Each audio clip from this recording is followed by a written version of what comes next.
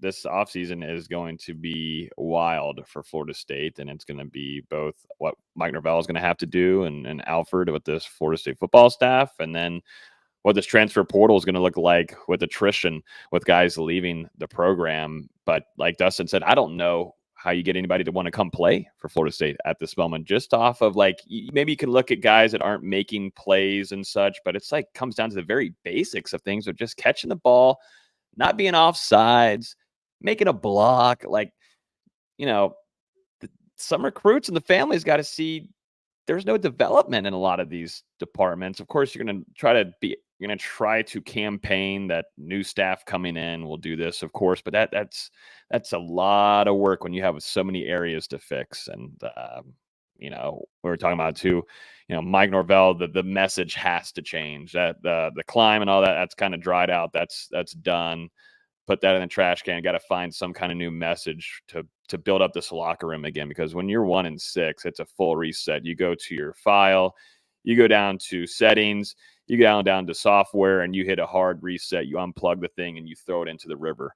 That's kind of where the program needs to go moving forward in order to change some things around, because right now that thing stank. That message stank, and it's done. It's done. It's over. Florida State, I mean, you're at the point, you've got to find the guys that you can begin to build around in the future, who is going to be a part of turning this thing around. And, you've got your two potential future quarterbacks in Brock Lynn and Luke Romanok. Obviously, like we saw tonight, they're going to have to get a lot better, but the pieces on offense need to be improved as well. And that quarterback battle is going to continue into the 2025 offseason. But, you've got those young pieces on offense and defense, and those are going to be the ones that are going to be important to keep around in December. I know Cam Davis lost a fumble tonight, but he's someone with a bright future at FSU. Samuel Singleton, Hakeem Williams, same thing. Made a bad play tonight, but he's someone that Florida State is going to need in the future. Landon Thomas, Mari Williams, go on that O-line, Andre Otto and Jalen Early. Look at the defense. We talked about Omar Graham. I think he's someone that FSU should keep around. And Justin Cryer, Blake Nicholson. We've talked about the young DBs that Florida State has, some of those redshirt freshmen and sophomores.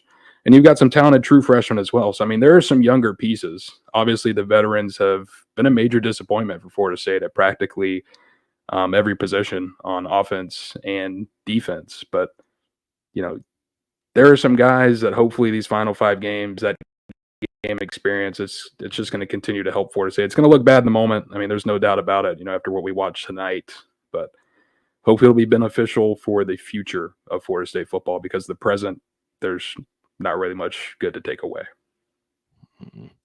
Nope.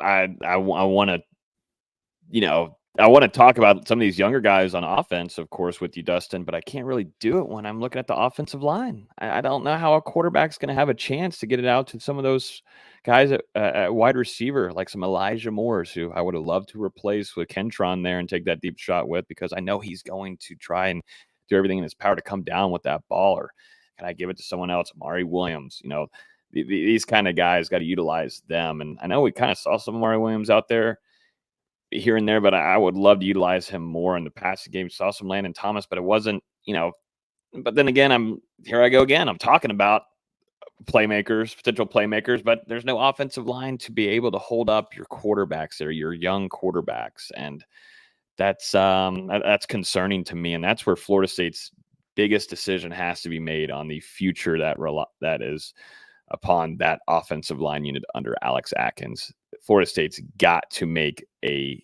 huge decision there, or this is going to continue for another year or two until this staff is gone.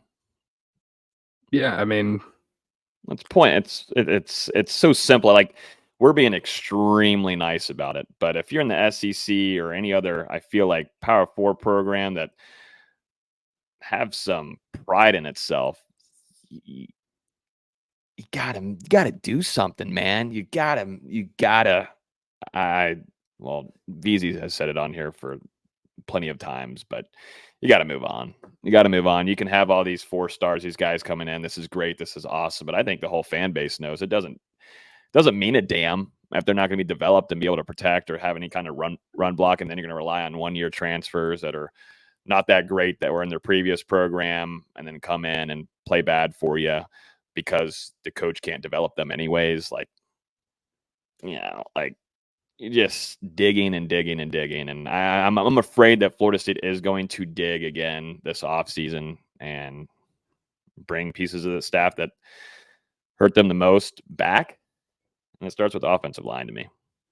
But it's like, even if you do make that change up front, I mean, and even if you don't, it's the personnel as well that needs a major makeover. And like, how is Florida State going to do that? I mean, how are you going to go out into the transfer portal and compete to get one of those elite offensive tackles or a couple of them to come to Tallahassee? And same thing on the recruiting trail. We saw Florida State, they were right in it for five-star offensive tackle Josh Petty, down to the wire, and they get beat out by Georgia Tech on the NIL offer. Now, I know it was an obscene amount of money for a guy who's probably not going to be able to play at the college level for a couple of years while he develops his body. But still, I mean, we're not seeing Florida State.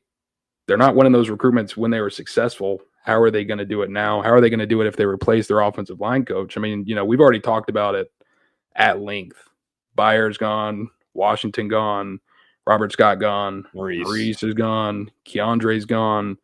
Maybe Jacob Rizzi will come back for another year. Jalen Early is going to be back. Andre Otto is going to be back. But who do you have after that? I mean, Lucas Simmons, he's obviously not ready enough to be able to go out there in that lineup for Florida State if they continue to play guys who are performing like Byers and Robert Scott over him. We haven't seen Julian Armella, even with the rash of injuries inside. Same thing with Bryson Estes. I don't know where Florida State really goes from here, because I don't know that they have a lot of prospects, younger guys in that offensive line room that are going to grow enough in less than a calendar year to be able to go out there and play against Alabama to begin the 2025 season. It's an unanswerable question. I mean, I'm really curious to see how Florida State goes about it.